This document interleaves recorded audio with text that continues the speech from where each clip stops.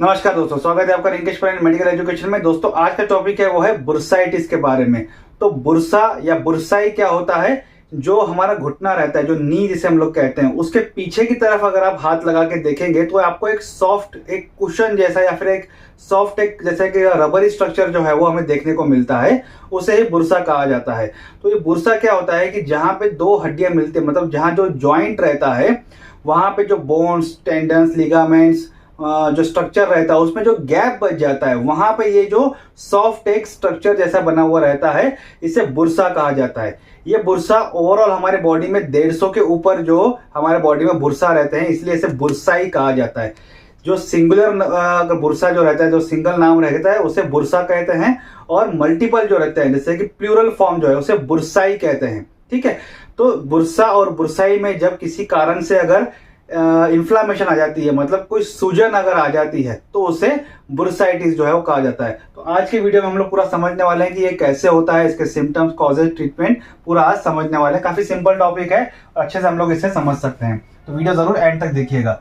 बुर्साइटिस is a painful swelling usually around your joints. It commonly in the shoulder, elbow, knees and feet.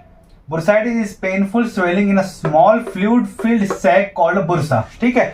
तो small, एक छोटा सा fluid field sac रहता है, एक थैली रहती है जिसमें एक कुशन या फिर सॉफ्ट फ्लूइड फील्ड रहता है, तो उसे कहा जाता है बुर्सा। तो एक बेस्ट एग्जांपल मैंने आपको ऑलरेडी दे दिया कि जो हमारा घुटना है उसके पीछे की तरफ आप हाथ लगा के देखेंगे, जब पूरा स्ट्रेट पैर कर लीजिए और पीछे से हाथ लगाए तो आपको एक सॉफ्ट स्ट्रक्चर दिखेगा, उसे ही बुर्सा जो है वो कहा जाता है।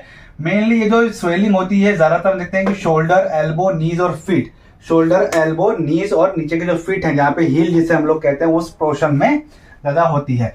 Bursa cushions the space around the bones and other tissue. They are like bubbles wrap that protect the structure throughout your body.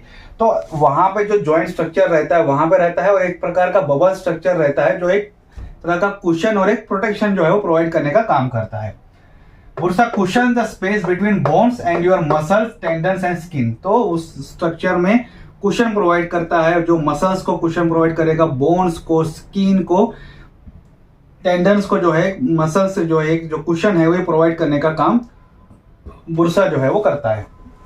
बुर्साइटिस happen when a bursa becomes irritated and swell. तो itis मतलब inflammation, तो inflammation होगा, कुछ irritation होगा, कुछ swelling हो जाएगी, जिसकी वजह से बुर्साइटिस होने के चांसेस रहते हैं। Type of bursitis, there are more than 150 bursae in your body. Bursitis can affect any of them. You are most likely to develop the bursitis in joints you use for repetitive motion or in a place you put a lot of pressure including। ठीक है, 150 के ऊपर बुर्साया रहते हैं हमारे body में। किसी की बुर्सा में इन्फ्लेशन हो जाता है, उसमें बुर्साइटिस होने के चांसेस रहते हैं। लेकिन कौन से ऐसे बुर्सा पे इन्फेक्शन होने का या फिर उसमें जो इन्फ्लामेशन होने के चांसेस हैं, ऐसा पोजीशन का बुर्साइटिस जहां पे हम ज्यादा उस पोर्शन का इस्तेमाल कर रहे हैं, जैसे कि मान लीजिए कोई स्पोर्ट्स वगैरह है तो शोल्डर और ये एल्बो का हम ज्यादा इस्तेमाल करेगा। कोई मेड है, हाउस मेड है, तो वो झुक के जो घर का पोछा वगैरह करेगी तो नीज का ज्यादा इस्तेमाल होगा। तो ये उदाहरण है। तो उस पोजीशन में सबसे ज्यादा इन्फ्लेमेशन होगा, या फिर उस बुर्सा पे किसी कारण से प्रेशर आता है। जैसे फॉर एग्जांपल कोई ठेले वाले रहते हैं, वो कमर पे कुछ बांध के वो चने वने बेचते हैं, तो एक ही जगह पे सारा दिन खड़े होने की वजह से उस बुर्सा में भी जो है वो इन्फ्लेमेशन आ जाता है। हम देखते हैं कि पैरों में जो है खिंचाव महसूस होता है, तो थोड़ा सा वो तकलीफ देता है। जब तक वो रेस्ट नहीं होता तब तक वो ठीक नहीं होता है। या फिर आप एक्सरसाइज कर रहे हैं, ओवर एक्सरसाइज हो गया, तो बार बार आप रोज एक्सरसाइज ओवर करते जा रहे हैं, थोड़ा सा स्ट्रेचिंग ज्यादा हो रहा है, तो कभी कभी ये बुर्सास को भी एक प्रेशर जो है वो प्रोवाइड करने का काम करता है।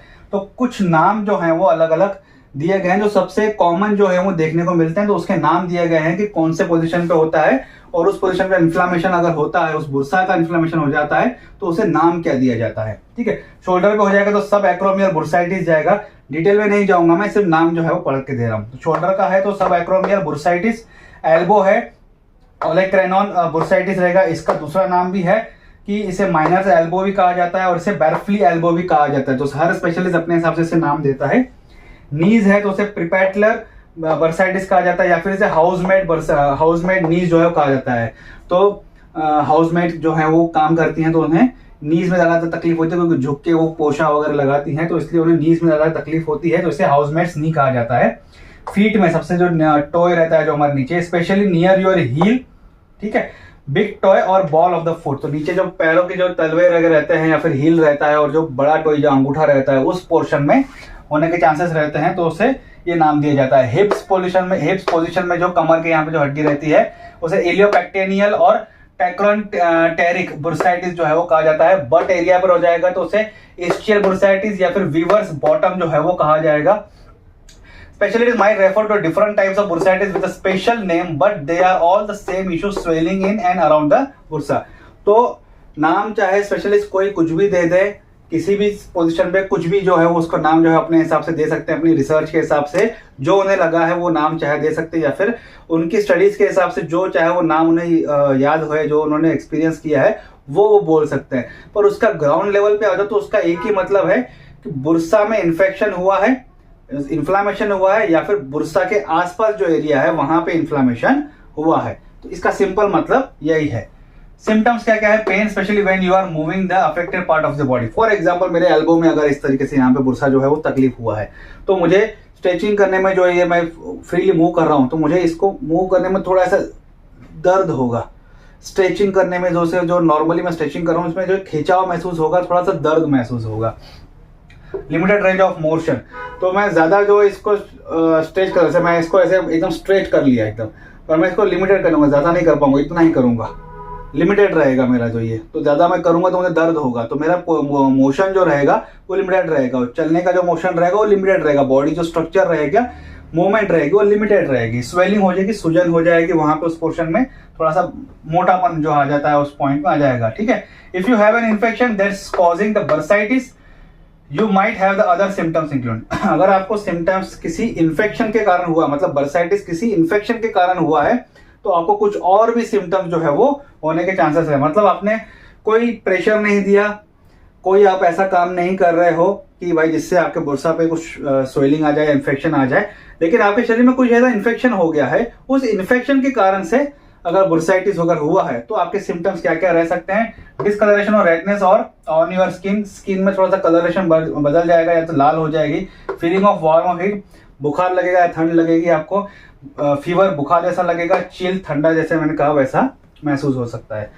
कॉजेस क्या है? Repetitive motion like a teacher throwing a baseball और lifting heavy boxes at work. तो आप इतना समझ में आ गए हैं कि जो पोर्शन का आप ज्यादा रिपीटेटिव यूज करते हैं, ऐसा कोई काम है ज्यादा रिपीटेड यूज कर रहे हैं, तो उस पोर्शन में स्वेलिंग आने के चांसेस रहते हैं। यही सबसे बड़ा उसका कॉज है, कॉमनली कॉज है बुर्साइटिस। ठीक है। Spending time in a position that put pressure on a specific part of your body can cause it too. तो मैंने आपको जो ठेले वालों का एक उदाहरण दिया, जो कमर पे बांध के ही चलते हैं, तो वो एक है कि किसी भी कारण से एक पोजीशन पे आप प्रेशर दे रहे हैं एक पार्ट पे, तो वो चांसेस रहता है। या फिर कोई हेल्पर रहते हैं, जो लेबर रहते हैं, वो सीमेंट वगैरह लेके कैरी करते हैं, वो उनके कारण भी ये उन्हें होने के चांसेस रहते हैं।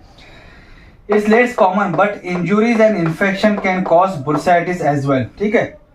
तो इंजुरी और इन्फेक्शन से बुर्साइटिस होना काफी कम देखा गया है, पर यह भी एक कारण है, ये भी एक कॉज है उसका। ठीक है। Activities that can lead to bursitis includes, ऐसी कौन सी एक्टिविटीज है जिसके कारण बुर्साइटिस होता है, और ये कॉमनली जो मैंने नाम लिए ये सबसे ज्यादा कॉमन जो है वो देखने को मिलते हैं। कारपेंट्री का काम कर रहा है कोई, फर्नीचर का काम कर रहा है, उसमें गार्डनिंग का काम कर रहा है, बैठ के काट रहा है, ये कर रहा है, उनमें देखने को मिलता है। कुछ वो हैवी मशीन्स भी आजकल इस्तेमाल करते हैं गार्डनिंग में।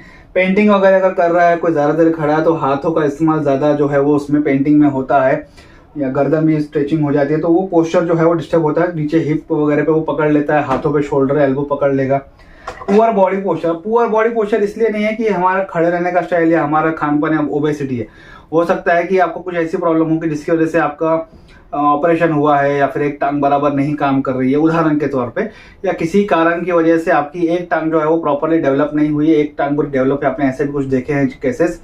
या किसी कारण से आपकी एक जो बोन है, फेमर बोन की लंबाई छोटी है, लंबाई बड़ी है, तो आप देखते हैं कि वो बड़े सोल वाले जो शूज पहनते हैं कुछ लोग, तो कंडीशंस अलग अलग रहती हैं।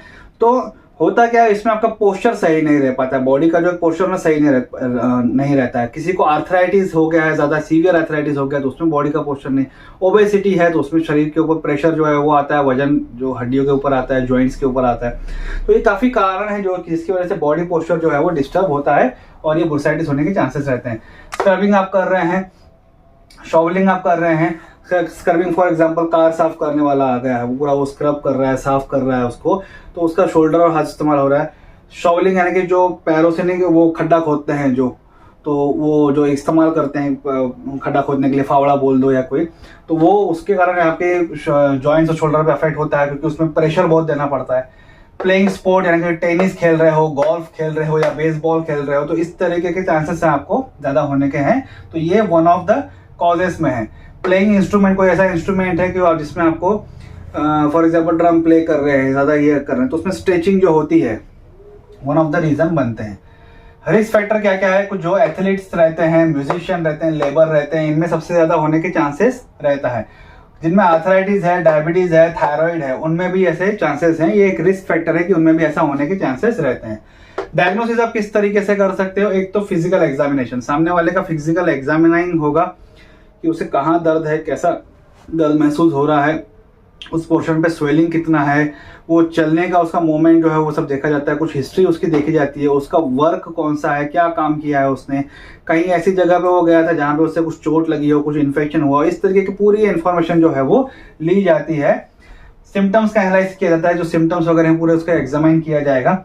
एक्सरेज देखा जाता है कि एक्सरेज निकालने के बाद असल में उस स्ट्रक्चर में क्या प्रॉब्लम हुई है। एमआरआई अल्ट्रासाउंड किया जाएगा कि और डिटेल उसमें देखने के लिए कि असल में स्ट्रक्चर कितना डिस्टर्ब हुआ है और इन्फेक्शन कितना बड़ा हुआ है। कुछ ब्लड टेस्ट करवाई जाती हैं इन्फेक्शन चेक करने के लिए, रूमेटॉइड आर्थराइटिस और एंटी न्यूक्लियर एंटीबॉडी, जो मैंने कल आपको बताया था कि बोन से रिलेटेड कुछ इन्फेक्शन अगर होते हैं तो ये कॉमनली टेस्ट जो है वो करवाई जाती हैं। An aspirant taking a sample of fluid, तो बुरसा में से कुछ सैंपल ऑफ फ्लूइड जो है वो निकाला जाता है। जैसे मैंने आपको पहले बताया, फ्लूइड फिल्ड सैक है ये, ठीक है, तो इसके अंदर एक फ्लूइड जो है वो भरा रहता है, जिसकी वजह से एक सॉफ्टनेस आती है, तो उसके अंदर से एक सैंपल लिया जाता है उसकी टेस्टिंग करने के लिए कि असल में इसमें जो इन्फेक्शन आया है वो किस कारण की वजह से हुआ है। तो ये एक्सट्रीम लेवल पे जो है वो किया जाता है। तो ट्रीटमेंट समझने से पहले एक चीज़ समझ लीजिए कि बुर्साइटिस हर व्यक्ति को होने के चांसेस रहते हैं जब वो काम करता है, स्ट्रेन रहता है, पर इसका जो मेन ट्रीटमेंट होता है अगर रेगुलर बेसिस पे, तो इसका रिलैक्स होना और स्ट्रेस कम लेना उस पोर्शन पे, उस बॉडी पार्ट पे कम प्रेशर देना, उस एक्टिविटी को कम कर लेना जिससे आपको तकलीफ ज़्यादा हो रही है, रेस्ट लेना, ये सबसे बड़ा कारण बनता है इसको रिलीव करने का। अगर एक्सट्रीम केस हो जाती हैं तो फिर कुछ ट्रीटमेंट जो है वो दी जाती हैं। तो avoid the activity and position that irritate you, ऐसी पोजीशन जो है या फिर ऐसा कोई काम जिससे आपको वहाँ पे तकलीफ हो रही है उस पोर्शन पे, तो वो अवॉइड कीजिए, बिल्कुल बंद कीजिए। Break from the activity that puts pressure, for example आप कोई स्पोर्ट्स खेल रहे हैं, टेनिस, आपको उससे काफ़ी तकलीफ हो रही है, ब्रेक ले लो, उससे अब तक वो ठीक नहीं होता है, ठीक हो जाए फिर धीरे धीरे आप उसे कंटिन्यू कर लो। Ask for resting period, doctor से आप पूछो कि मुझे कितने समय तक के लिए रेस्ट लेना है, मेरा इन्फेक्शन कितना है, मेरी तकलीफ कितनी है, वो आपको शेयर करेंगे। अवॉइड द फिजिकल एक्टिविटीज़, कुछ जितना हो सके फिजिकल एक्टिविटीज़ को थोड़ा कम कीजिए, थोड़ा रेस्ट लीजिए और थोड़ा सा कम जो है वो एक्सर्शन लीजिए। कुछ ओटीसी मेडिसिन आपको वो लिख के दे सकते हैं, कुछ पेन किलर वगैरह, ताकि आपको थोड़ा सा इंस्टेंट रिलीफ मिल जाए। कुछ आइस पैक्स, कुछ हीटिंग पैक्स जो है वो आपको रिकमेंड करेंगे कि उस पोर्शन पे थोड़ा सा अपने हिसाब से, कुछ हो सकता है आइस पैक रिकमेंड करें या हीट पैक रिकमेंड करें, आप उसको थोड़ा सा रेस्ट करने के लिए, थोड़ा सा सिम्टम्स जो है वो कम करने के लिए वहाँ पे हेल्प कर सकते हैं। वियरिंग अ स्प्लिंट, स्लिंग और brace to keep the injured area supported, तो कुछ ऐसे सपोर्टिंग एड्स जो है वो आपको दिए जाएंगे उस पोर्शन पे लगाने के लिए जहाँ पे आपको दर्द है, ताकि ज़्यादा मूवमेंट ना हो और ज़्यादा हलचल से अगर आपको तकलीफ हो रही है थोड़ा सा आपको रिलैक्स हो सके। सम एडिशनल ट्रीटमेंट से अगर इससे भी अगर नहीं होता है, या फिर एक ह्यूमन टेंडेंसी भी है ज़्यादातर इंडियंस में देखा कि जब तक डॉक्टर हमें कोई दवाई लिख के नहीं देगा तब तक हम मानते ही नहीं कि मेरे कुछ ट्रीटमेंट हुआ, ठीक है, भले वो फिजिकल थेरेपी बता दे, रेस्ट करने के लिए बोले, पर उसके साथ कुछ दवाई हमें चाहिए, तो कुछ आपको एंटीबायोटिक दे सकते हैं, कुछ कॉर्टिकोस्टेरॉइड दे सकते हैं अगर आपका इन्फेक्शन ज़्यादा है तो, फिजिकल थेरेपी दे सकते हैं, ऑक्यूपेशनल थेरेपीज रहती हैं आजकल, वो थेरेपीज दे सकते हैं। सर्जरी भी की जा सकती है एक्सट्रीम केस की, जहाँ पे आपको बुरसा अगर ज़्यादा तकलीफ दे रहा है, काफ़ी ज़्यादा सीवियर कंडीशन हो गई है और वो इन्फेक्शन ज़्यादा बढ़ रहा है उसके कारण, तो बुरसा को ही रिमूव कर सकते हैं, उससे कोई ज़्यादा प्रॉब्लम होता नहीं है। थोड़ा सा आपको तकलीफ होती है पोस्चर वगैरह में, इसमें उसका भी सब्स्टिट्यूट जो है वो वहाँ पे रिप्लेस कर सकते हैं, पर ये काफ़ी बहुत रेयर चीज़ है जब यह होती है, क्योंकि जब भी ऐसा कुछ होता है तो इनिशियल स्टेज पर उसे रिकवर किया जा सकता है, पर किसी इन्फेक्शन के कारण अगर वो हुआ है तो जाहिर सी बात है उसे फिर रिमूव किया जाता है। तो आज का टॉपिक ये तक था। आई होप आपको आज का वीडियो अच्छा लगा होगा। वीडियो अच्छा लगे तो लाइक और शेयर जरूर कीजिएगा। अगर आपको कमेंट है तो आप कमेंट बॉक्स में कमेंट कर सकते हैं और मुझे चैनल को सपोर्ट करने के लिए प्लीज़ सब्सक्राइब कीजिए।